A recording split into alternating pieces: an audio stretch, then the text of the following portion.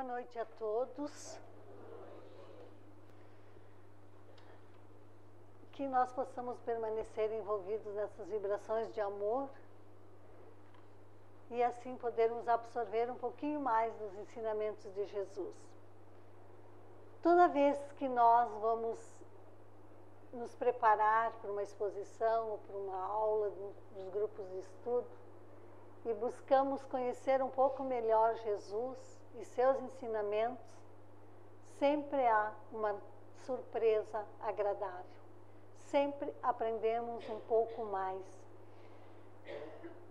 E faz com que passamos a refletir o tempo que estamos perdendo, o tempo que não conseguimos aproveitar, diferentemente de Jesus. Hoje nós vamos ver alguns ensinamentos que ele nos trouxe no dia da sua última ceia com os seus discípulos.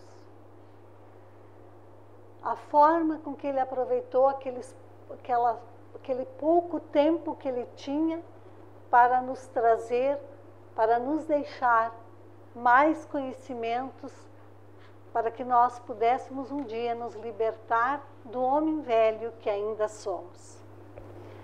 Era noite, envolvia Jerusalém, e Jesus continuava a ensinar na última ceia. E quando ele vai e diz: filhinhos, ainda estou um pouco convosco. Para onde eu vou, vós não podeis ir. Ao pronunciar esta frase, Tomé indaga Jesus: como eles poderiam achar o caminho para encontrar Jesus? Tomé, sempre ligado às coisas materiais, às suas dúvidas, esquecendo-se de que todos os ensinamentos de Jesus eram voltados ao espírito imortal e não às coisas da terra. E Jesus, então, traz a máxima: eu sou o caminho para a verdade e a vida. Ninguém pode chegar ao Pai senão por mim. Tomé indagava um caminho para seguir após a ida de Jesus. E Jesus então vem e diz: eu sou o caminho para a verdade e a vida. E que ninguém poderia chegar ao Pai se não fosse por Jesus. Quando Jesus fala esta frase, ele está nos lembrando que todos nós temos um Cristo interno, que está enterrado à espera do nosso aprimoramento espiritual, da nossa renovação interior.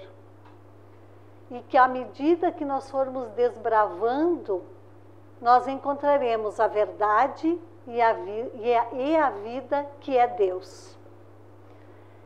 Filipe, ao ouvir esta lição, faz mais um pedido não menos surpreendente a Jesus. E diz a ele: Senhor, mostra-nos o Pai e isto nos basta. Então Jesus responde um pouco entristecido, porque ele havia ficado 3 anos com eles, ensinando, desvelando muitas verdades, e mesmo assim parecia que eles não haviam compreendido. Então Jesus diz: há muito tempo estou convosco, e não me conheceis ainda, Filipe? Quem me vê, vê também meu Pai. Então, como dizes tu, mostra-nos o Pai? Não crês que eu estou no Pai e que o Pai está em mim? Crede-me, eu estou no Pai e o Pai está em mim. A partir desta frase de Jesus, nós precisamos fazer uma reflexão importante, porque este texto tem influenciado de forma marcante a história da cristandade, criou-se uma crença de que Jesus é um homem-deus, uma das pessoas da Trindade. E daí nós vamos remontar ao século IV depois de Cristo, quando o imperador Constantino alcançou o poder e decretou o Edito de Milão em 313, estabelecendo a liberdade religiosa para o Império Romano. As divergências ficaram mais agudas em busca da supremacia da verdade. Aqueles que até então eram perseguidos tornaram-se os perseguidores. A partir do século XII, as heresias passaram a ser eclesiásticas e as perseguições foram maiores, levando à instituição do Tribunal da Inquisição. Um dos temas mais discutidos nesse período de 313 foi a natureza de Jesus. Em Nicéia, com o aval de Constantino, a tese da divindade do Cristo foi estabelecida como verdadeira. Um único bispo se levantou com firme e corajosa posição contrária. Foi Ário. Ele sustentava que Jesus não era Deus, mas seu filho. Claro que Ário e seus seguidores foram perseguidos violentamente. O Deus Uno, mas Trino, definido pela Trindade, seria confirmado no Concílio de Constantinopla no ano de 381. A doutrina espírita, ela nos esclarece que Jesus é um espírito perfeito, criado por Deus, e que fez a sua trajetória, lógico, em outros planetas, porque se ele é o governador da Terra, então a sua trajetória evolutiva não foi aqui. E como ele alcançou essa condição de espírito perfeito, Deus entrega a ele a governança espiritual da humanidade terráquea. E quando Jesus vem para fazer com que despertássemos um pouco além daquilo que Moisés havia nos trazido, então ele vem também para nos dizer que nós temos esse Cristo interno, que nós somos capazes um dia de fazer o que ele fazia. Quando ele diz, quem crê em mim, também esse fará as obras que eu faço, e as fará ainda maiores. E nesta condição, tudo que me pedirdes, em meu nome eu vos farei. Mas como os seus discípulos e os seus seguidores poderiam entender esse Cristo interno, que é um atributo do Espírito, se Jesus não podia falar claramente sobre o Espírito? Porque o povo, muitos de nós lá não estávamos preparados para mais esta verdade. Então, por essa razão, Jesus prometeu que no futuro enviaria uma doutrina que apresentaria o Espírito e o mundo espiritual para a humanidade. Afirmou o Mestre, se me amais, observai meus mandamentos. Então eu pedirei ao Pai, e Ele vos dará outro Consolador, que permaneça convosco para sempre. O Espírito da verdade, a quem o mundo não pode receber, porque não o vê, nem o conhece. Vós, porém, o conheceis, porque Ele permanece junto de vós e estará em vós. Essas coisas eu vos tenho falado, enquanto permaneço convosco. Porém, o Consolador, o Espírito que o Pai enviará em meu nome, Ele vos ensinará tudo e vos fará lembrar tudo que eu vos tenho falado. E ele encerra dizendo, eu vos deixo a paz, eu vos dou a minha paz. Eu vos dou, mas não como o mundo a dá. Não se perturbe o vosso coração, nem se amedronte. Então, o Consolador prometido por Jesus, lá na última ceia, onde ele foi trazendo novos esclarecimentos aos discípulos, é o Espírito imortal anunciado pela doutrina espírita. Com a vinda da doutrina espírita, nós aprendemos que nós não somos um ser de carne, nós somos um espírito imortal, que estamos habitando um corpo que um dia deixaremos, perecerá. Mas nós, como espíritos imortais, continuaremos, voltaremos para a nossa pátria, da onde nós saímos. Então a doutrina vem nos dizer que a morte é apenas uma mudança de plano, que se restringe somente ao corpo material e não a nós como espíritos. Também a doutrina vem nos dizer que as lutas e os sofrimentos materiais um dia serão transformados em bênçãos de alegria, mas principalmente na vida o acaso não existe. Ninguém sofre injustamente. A doutrina veio nos esclarecer que todo o sofrimento que passamos aqui tem uma causa.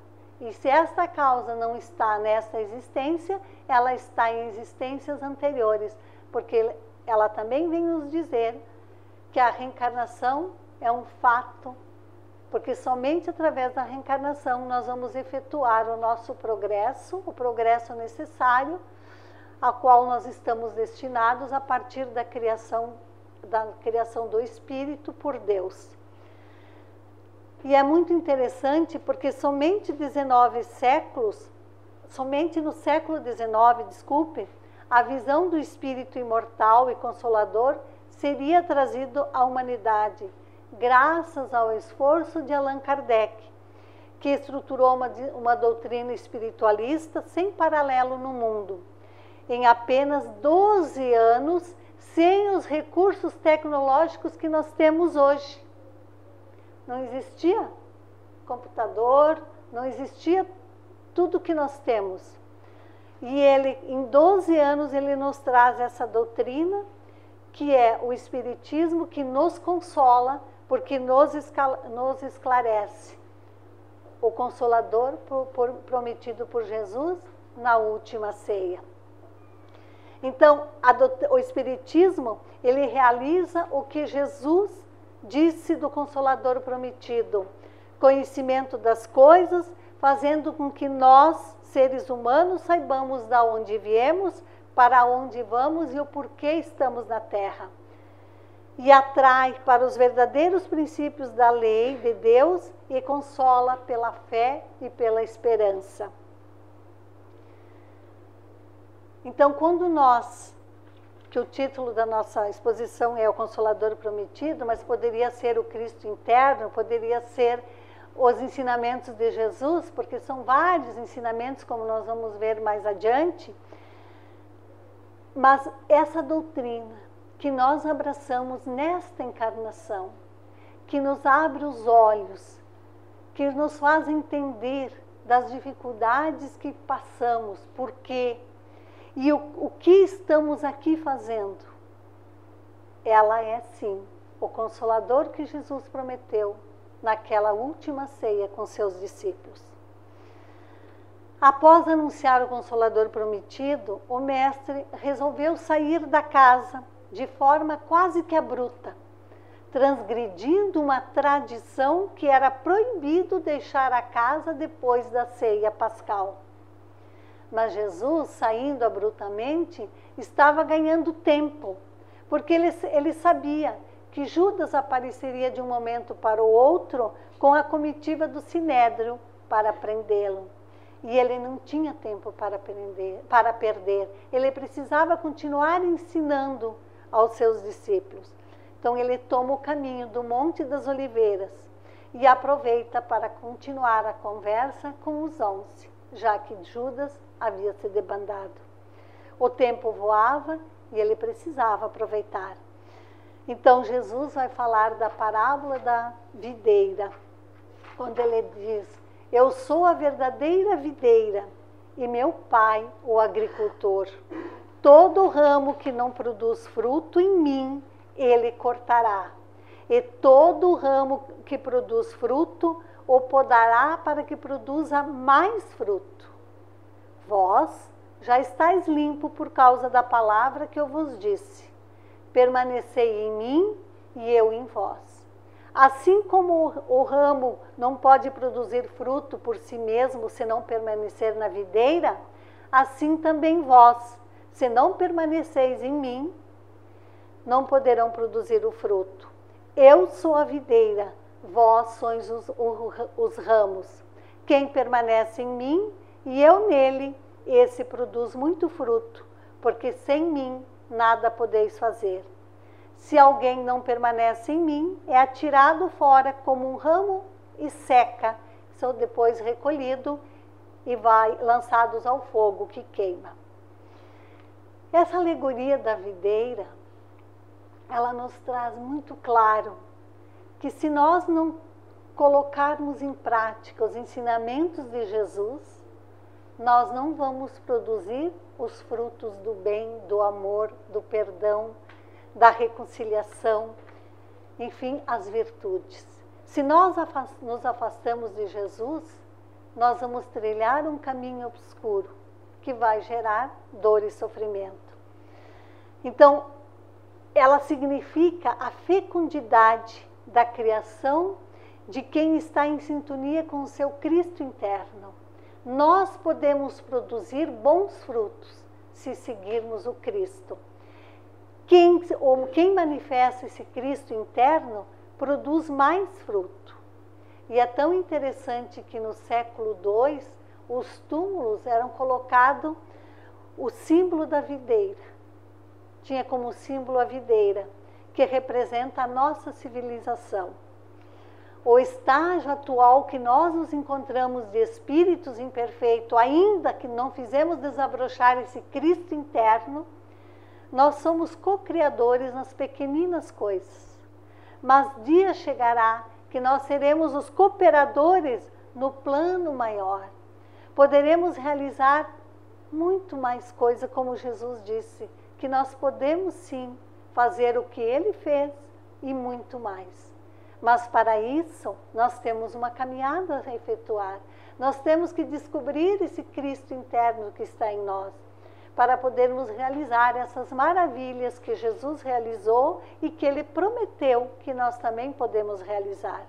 E nós não temos que duvidar das palavras de Jesus, porque se nós nos autoanalisarmos hoje, analisarmos a humanidade que conosco convive, nós pensamos, isso é impossível. Jamais conseguiremos fazer. Não, nós vamos conseguir sim, um dia. Mas para isso, nós precisamos começar a colocar em prática esses ensinamentos que Jesus nos deixou. E Ele também falou que nós éramos deuses, porque nós podemos criar. Como falei antes, somos co-criadores agora no plano diminuto, muito mais nas coisas materiais. Mas dia chegará que nós vamos ser co-criadores nas coisas espirituais em um estado bem avançado. Através das múltiplas reencarnações,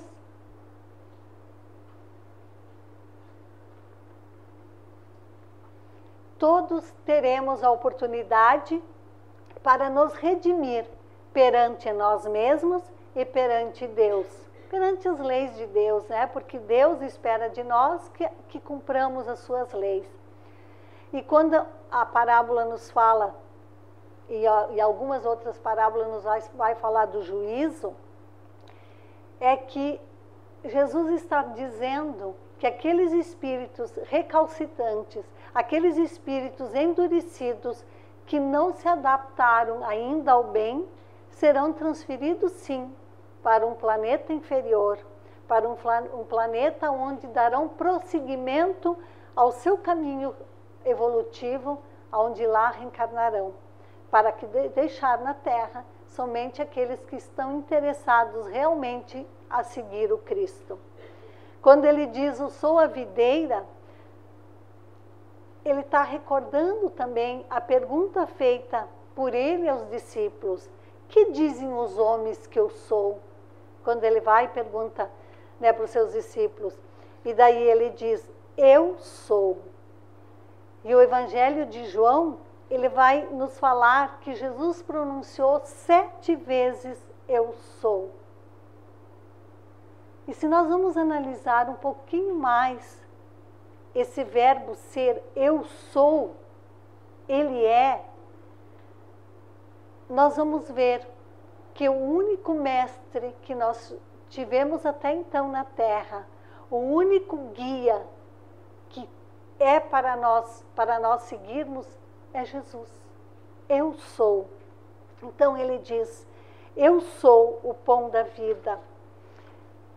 E eu vou buscar um recurso, além, só para salientar, a exposição dessa noite está fundamentada neste livro de Frederico Kramer, que é Jesus de Nazaré, uma narrativa de suas parábolas. E eu busco nesse livro, Sou Eu, de Divaldo Pereira Franco, pelo espírito de Amélia Rodrigues, quando ela vai trazer essa questão de Jesus repetir tantas vezes, eu sou. Então ele vem nos dizer, eu sou a água viva, desdentarei todo aquele que dela beber. Eu sou o pão da vida, saciarei a fome dos espíritos humanos, dando-lhes a paz duradoura. Eu sou a luz do mundo, quem comigo caminhar, jamais se perderá nos umbrais da existência. Eu sou a porta, há um antes e um depois de mim. Aquele que estiver amadurecido, transporá a porta que nos leva ao estado de felicidade perene. Eu sou o bom pastor, vou pastorear todas as ovelhas, sejam elas quantas forem, estejam aonde estiverem. Eu sou a ressurreição, aquele que fizer a opção pela porta, que eu sou, estará sempre vivo. Eu sou o caminho. Por mais que optem pelos atalhos fáceis, eu sou o caminho que leva ao Pai e o que traz de volta o desnorteado ao verdadeiro sentido da vida. Eu sou a verdade inteira e completa para aquilo que podeis suportar hoje. Eu sou a vida que dá vida. Eu sou a videira verdadeira que dá os frutos da paz que alimenta a alma. Eu sou o rei da vida que vence a morte. Eu sou, representa o sentido crístico. Ele é a resposta para as profecias que Deus apresentou para aplacar a dor do homem. Eu sou o Cristo. Sou eu. É o Jesus de Nazaré que seria erguido no madeiro infame.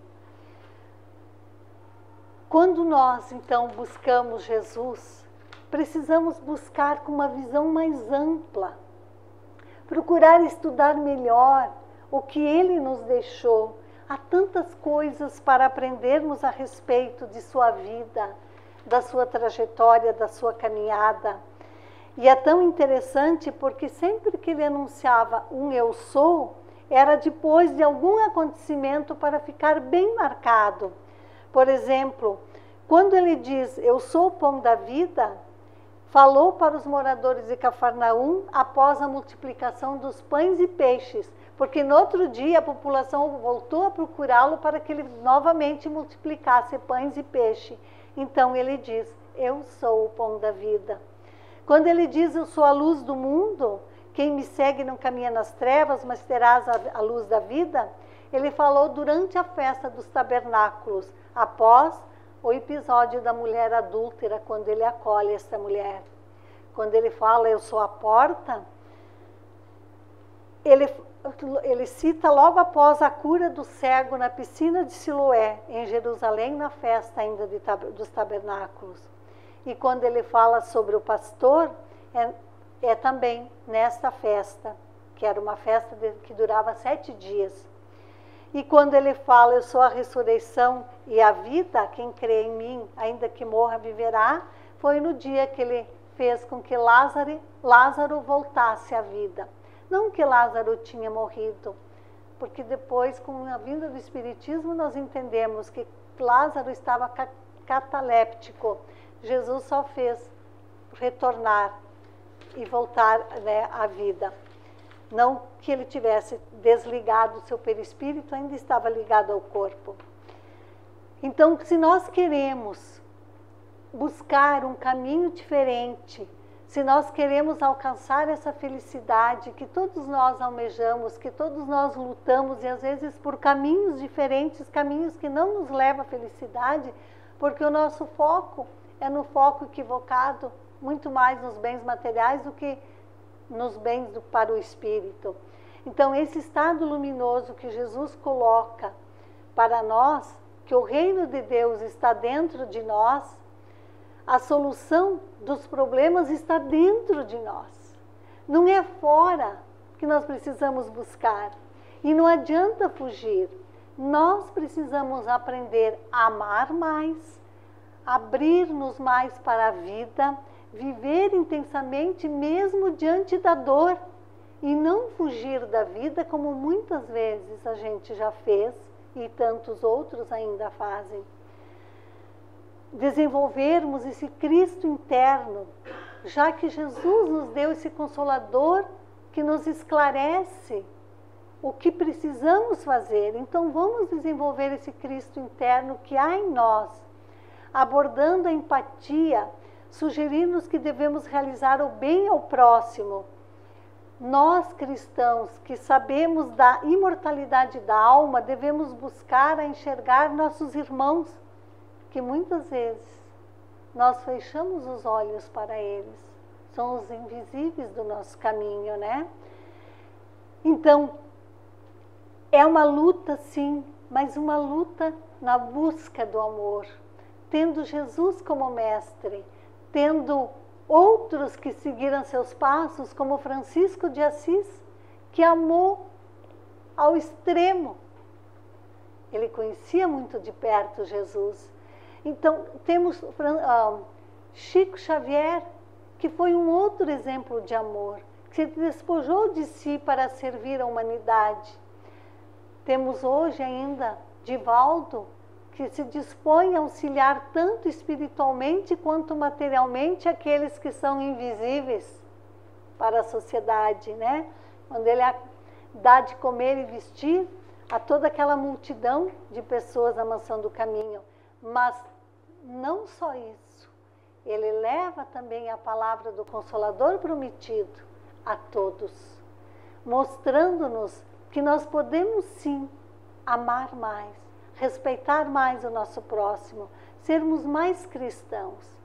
Essa doutrina que nós temos, que foi ofertada pelo Cristo, e nós escolhendo ou por imposição pelos nossos erros de vidas anteriores, vamos abraçá-la com fervor e vamos procurar nos melhorar a cada dia para fazer da nossa vida uma vida melhor e de fazer da nossa sociedade uma sociedade melhor, onde possamos plantar a paz e a harmonia, mas tem que começar nas nossas relações dentro da nossa casa, com os nossos amigos, no nosso local de trabalho, enfim, no meio onde somos chamados. Então a mensagem de hoje é que a gente possa aproveitar essa doutrina que chegou em nossas mãos, para que possamos desenvolver esse Cristo interno que todos nós trazemos desde a criação. Quando Deus nos criou como espíritos imortais, colocou ali as potencialidades e nós podemos fazê-las desabrochar e crescer e um dia fazer tudo aquilo que o Cristo fez quando esteve entre nós e muito mais, como Ele mesmo prometeu. Obrigada a todos e que Jesus continue nos fortalecendo no seu amor para sermos um pouquinho melhores.